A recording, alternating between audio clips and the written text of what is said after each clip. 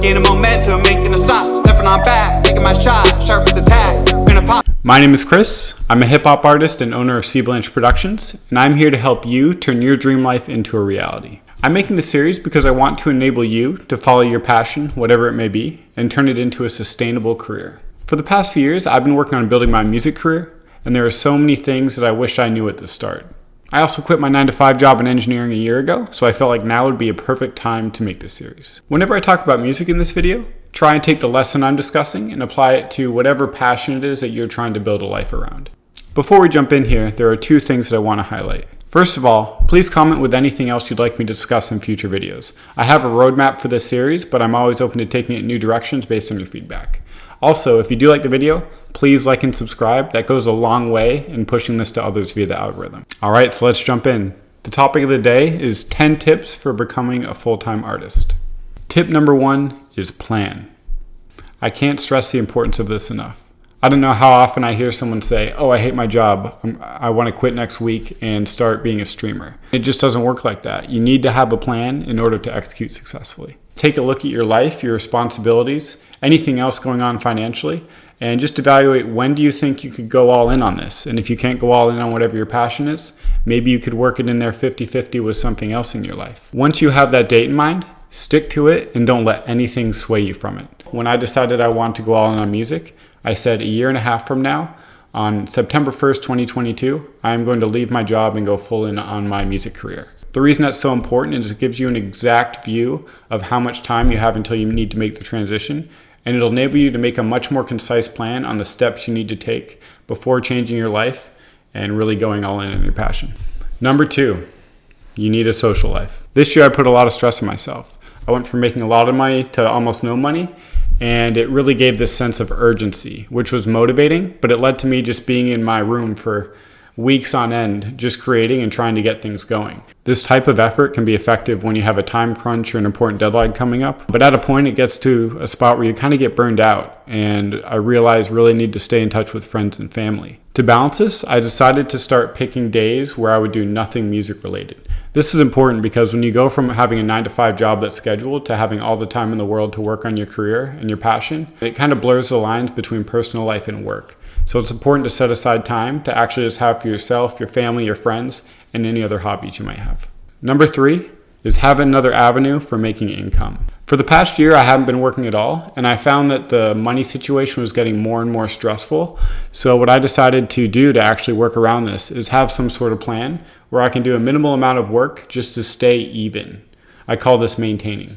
So the way I found to maintain was actually through DoorDash. DoorDash actually pays out really well if you just do it at peak times. So 2 hours a day, I go 1 hour at lunch and 1 hour at dinner. I do some deliveries, and I've found that doing that throughout the week actually keeps my expenses around even. So that significantly reduced the stress in terms of the finances. Don't be embarrassed about what you have to do as a side income stream. For instance, I was even thinking of applying to coffee shops or things like that. It can be easy to look back at your last job and think, oh, I couldn't work a job that wasn't making as much as I was before. But your life is changing and there will need to be sacrifices. And you really just have to do whatever it is that you can to make some side money that doesn't consume too much time, but gives you enough to keep going for as long as you can until your passion or whatever your hobby is right now starts generating some income for you. Number 4 is you need to have something in your life outside of music. I found that without a job, just 24/7, I was thinking about music. I was consumed by it. Every waking moment, I was thinking about how do I advance this? What should I try next? Or what should my next song idea be? And it became a little bit too all-consuming. The way I worked around this is I decided to bring fitness back into my life. So right now I'm training to run a 3-hour marathon. And the reason this is so great for me is it gives me a firm schedule and priorities that I need to follow every week alongside music. Number 5 is work with others. For most of the last year, I was just locked away, trying to work on my craft and doing everything from video shooting, video editing, music production, writing, rapping, everything I could think of. But what I realized is I'm not the best at every one thing there is. So it was important to start bringing in others that I felt were more experienced in certain sections. Working with others has only been beneficial for me, and it's always so much more fun to win as a team than it is to win individually. Number 6 is be honest with yourself. What I mean by this is look at your craft, look at whatever it is you're looking to build up from the ground, and think about what your strengths and weaknesses are. What you should do after that evaluation is really start to bring in others for those weaknesses. For example, I found that my singing, especially on choruses, doesn't always hit the mark, so I decided to bring in other female vocalists for a lot of my songs. The other piece I needed to work on with production, so I started to leverage other producers and instrumentals. I did continue to work on my producing on the side, but for the sake of the quality of the music, I needed to leverage others to make it as good as it can be. Number 7 is don't blow your money on unnecessary things. This is so easy to do when you have a high-paying job, but once you step back and say you don't have all those benefits, you don't have that steady money coming in, $1,000 will go a lot further than you realized. Right when I quit my job, I started buying a lot of unnecessary items. For example, I bought a $1,500 FPV drone, and I realized, I don't really need this. I already have one that works just fine. I also realized I didn't need to keep going out to bars and spending that much money on social life. So there are just certain sacrifices that you'll have to make. Be aware of your spending habits and how you can improve on those. Number 8 is you can't plan the when. You'll never know when something will pop off, go viral, or when you'll become successful.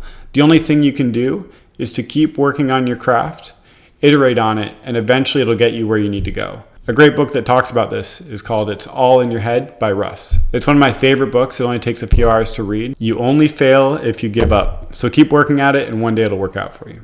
Number 9 is put the song out. There are so many artists I know that never release any music because they're so concerned about what the perception will be. They don't think their song's perfect, and they keep working at things for years without making any progress. Even though it's number 9 on the list, this is by far one of the most important pieces for growth. Get comfortable with releasing content, iterating on it, and being open to feedback. When you start out, there will be a lot of negativity, especially say on TikTok, and you need to be able to absorb that and know which comments to pay attention to and which comments to push to the side. Number 10 is you can make it happen.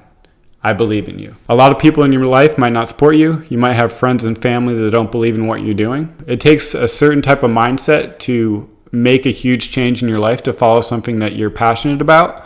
But I believe anyone can make a life around their passion if they treat it like a business, work at it consistently and hard, and just never give up at it. I'm going to say it again in case you need to hear it. You can make it. I believe in you. Don't give up on yourself.